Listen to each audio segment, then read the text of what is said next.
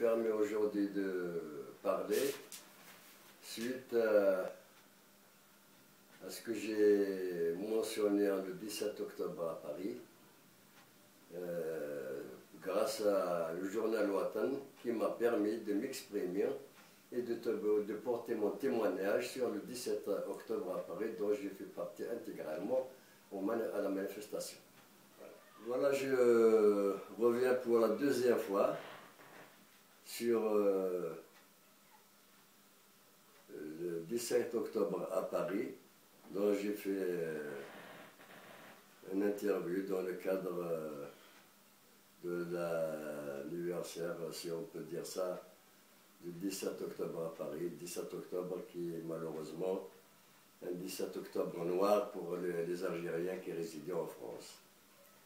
Et ça, suite aux manifestations, pour dénoncer justement le couvre-feu, la barbarie de la police française vis-à-vis des Algériens. Ou d'une façon, de tous les basanés, y compris les Marocains, les Tunisiens, même des Espagnols. Bien, c'est suite à l'interview qu'elle m'a faite la journaliste Mélanie Matares d'El Watan, dont je la remercie infiniment, parce que j'ai tenu quand même à m'exprimer et à donner mon témoignage sur le 17 octobre à Paris 1961. La date que, comme je l'ai dit, que je n'oublierai jamais. Malgré que j'ai eu des hauts et des bas pendant la révolution algérienne, surtout en tant que membre de la Fédération de France. Parce qu'on ne peut pas oublier une révolution si on n'a pas mentionné ce que la Fédération de France a fait pour notre grande révolution algérienne. C'est un honneur pour moi de relater certains faits et en même temps de ne pas polémiquer avec ceux qui ont, disons, désavoué mon témoignage. La révolution algérienne n'a jamais été contre la France, bien au contraire. Quand j'étais en France, si je suis parti parce que certains ont dit que puisque c'est ainsi, pourquoi vous êtes venus en France? Mais mes chers amis et ceux qui ont critiqué justement mon interview, c'est parce que c'est la fin, l'esclavage du colonialisme dans notre pays qui nous a forcés à fuir notre pays et à gagner notre pain par tous les moyens. D'ailleurs, notre spécialité quand on est parti en France, car la majorité des Algériens, c'est manœuvre de force que certains Français ne peuvent pas, ainsi dire, accepter. Puisqu'il y a de l'esclavage, il y a de toutes sortes de travailleurs à bas prix. Bref, ce n'est pas pour polémiquer sur ce sujet. Donc, si je suis parti en France, c'est dans ce cadre, pour pouvoir me vivre et faire vivre ma mère qui se trouvait en Algérie avec rien du tout. Je tiens aussi à remercier ma petite fille, Dahbiya, qui a, Allah Ibarak, sa licence en gestion économique. Ce qui est un plaisir, c'est une fierté pour moi de voir mes petits-enfants grandir. Il y a certaines connaissances, certaines intelligences, certaines formations que nous, en tant que, de ce temps-là, les indigènes, qu'on nous surnomme les Français, n'ont pas pu aller jusqu'au certificat d'études. Rares ceux qui ont dépassé le certificat d'études. Il faut être le fils de Caïd, de Bachara, enfin de ceux qui ont applaudi la France pour leur intérêt. Je m'excuse donc auprès de ceux qui ont trouvé que mon témoignage était un peu fort, mais simplement j'ai dit uniquement la vérité. Je n'ai pas menti, je n'ai pas dit ce que je n'ai pas à dire parce que c'est la vie, c'est comme ça. Je tiens à remercier aussi les Français qui nous ont aidés, parce qu'il y a des Français qui nous ont aidés. Il y a un genre donc la Fédération de France, elle est composée de quoi?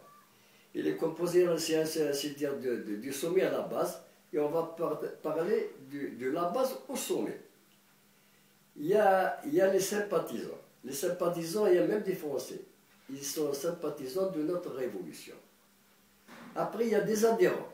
Les adhérents, c'est des Algériens qui ne sont pas, ainsi dire, formés à devenir des militants, parce que le militant, c'est un homme à tout faire, ainsi dire, un moustique, comme on dit. Donc, il y a le sympathisant. Le sympathisant, il y a de toutes les races, c'est-à-dire des Français qui sont sympathisants de notre révolution, des pays africains tels que le Maroc, la Tunisie, surtout de l'Afrique du Nord. Et il y a le militant. Le militant, c'est quoi? Le militant, c'est un soldat qui doit obéir à toutes les instructions émanant de leur supérieur. Donc, il y a le sympathisant, l'adhérent, le militant. Après, il y a le militant et après, il y a le chef de cellule, composé de 4 éléments, plus le chef de cellule. Après, le chef de groupe, alors multiplié par 4. Après, il y a le chef section. Après, il y a le chef de qasma. Après, il y a le chef de secteur. Après, il y a le chef de zone. Après, il y a le chef de super zone. Après, il y a de régional. Après, le Ouélé, et ainsi de suite. Ce qui fait la Fédération de France a été composée d'hommes très calés dans le cadre de la Révolution. Et je remercie infiniment mes supérieurs hiérarchiques, que je peux nommer, que je me rappelle de leur nom. Il y a un qui s'appelle Zéli Jamal, le surnom on l'appelle Bouhou. Je tiens aussi à saluer le petit Méloud, c'est un surnom, mais le nom, son propre nom, je ne le connais pas. Je tiens à rendre hommage au marhoum, c'est Mohamed Sadq, on l'appelle Bounouadr, qui était responsable de Wilaya et que je suis le seul à le conduire quand il arrive dans le Haut-de-Seine à Colombes.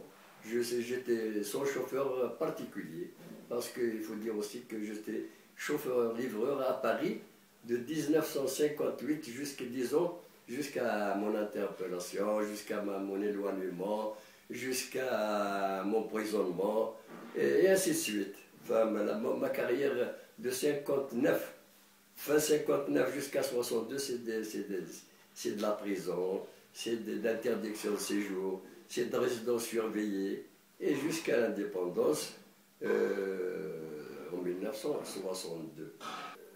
Je tiens quand même à dire à tous ceux qui ont répondu ou qui ont fait plutôt fait cas de ce que j'ai dit en 1961 sur le 17 octobre.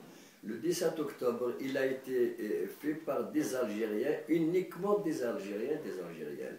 Chose qui était, c'est dommage, il faut le dire réellement, c'est de généraliser l'ensemble des Algériens à participer à la manifestation Octobre à Paris, telles que les femmes avec leurs enfants, tant que les vieillards, enfin de toutes sortes, sauf les cadres du FLN qui sont à partir du responsable secteur, parce qu'il y a une interdiction, un ordre d'interdiction à toute personne qui a le grade un peu haut, tel que le secteur jusqu'à la responsable de wilaya, de participer à des manifestations, à des rassemblements et ainsi de suite. Seule chose qui était quand même, il a son pesant d'or, parce que sinon ça serait l'arrestation à bout de champ des hauts cadres de la révolution de l'OAS-FLN.